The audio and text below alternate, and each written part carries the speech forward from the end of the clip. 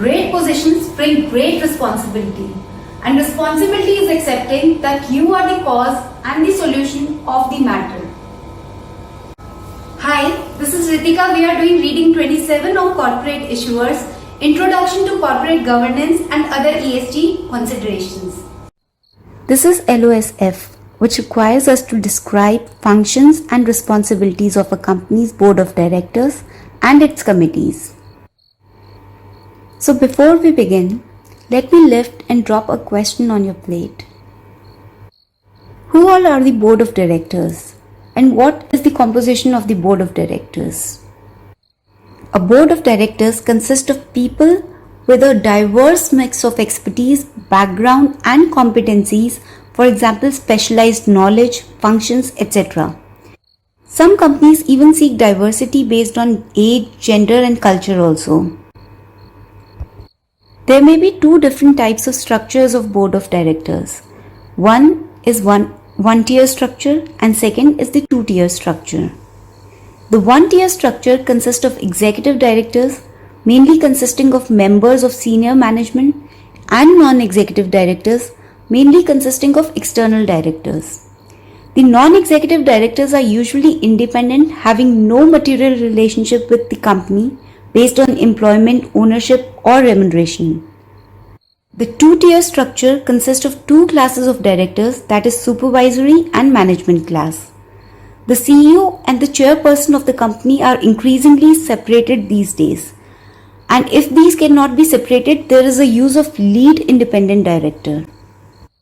Now, what is a staggered board? The board of directors in a staggered board are divided into classes that are elected separately for their respective terms. A staggered board is also known as classified board. For example, on a board of 12 directors, 4 may be appointed to executive position, each for a term of 3 years. Also, such a board could be divided into 3 classes and each of them could have a different term of service.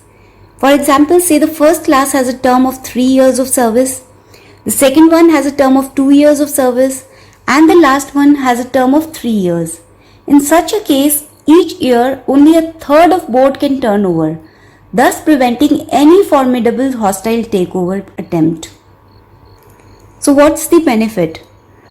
This system provides for continuity along with entrenchment. Moving on, what are the functions and responsibilities of Board of Directors?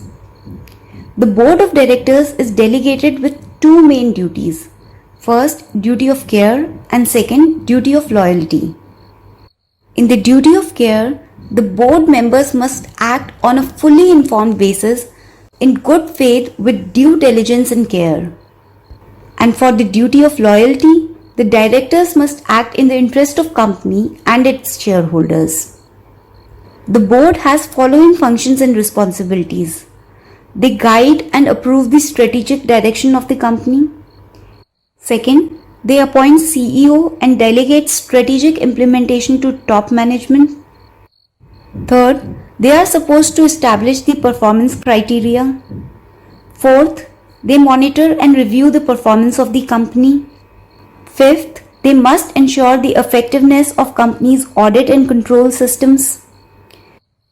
Sixth, they must ensure that a proper enterprise risk management system is in place. And seventh, they review all the major acquisitions, mergers, divestitures before they are referred to the shareholders. Now, apart from the board of directors, there are certain committees to oversee different aspects of affairs of the company. We will discuss them one by one here. The first one is the audit committee. The main functions of an audit committee are A. To oversee the audit and control systems, B. To monitor the financial reporting process, C.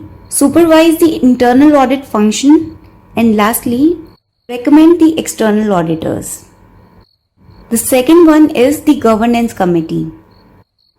The governance committee ensures that the company adopts good corporate governance procedures and drafts the charters of the boards and committees, the company's code of ethics, and conflict of interest policies.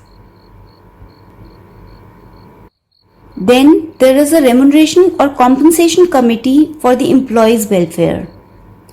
The main functions of remuneration or compensation committee are to develop and propose the remuneration for the board and other key executives, and to set the performance criteria and evaluate the performance of the managers. Then we have a nomination committee. The main purpose of such a committee is to identify candidates who are qualified to serve as directors and to recommend the nominations by shareholders. Then there is a risk committee. The risk committee helps to determine the risk policy, profile and appetite of the company. It also oversees the establishment and implementation of ERM policy in the company. Then lastly, we have the investment committee. An investment committee reviews the material investment opportunities proposed by the management for large projects, acquisitions and expansions. It also establishes the investment policies of the company. It is important to note that the type of committees used may vary according to the applicable jurisdictions, but their compositions depend upon the scope of the committee. For example, the audit committee mainly consists of the independent directors or the external directors, of which the majority should be independent. That was all about the LOSF. You can check out and solve a few questions on this topic at procfa.com. There you can also read the study notes. We will discuss about the LOSG in the next video. Till then, study well and take care.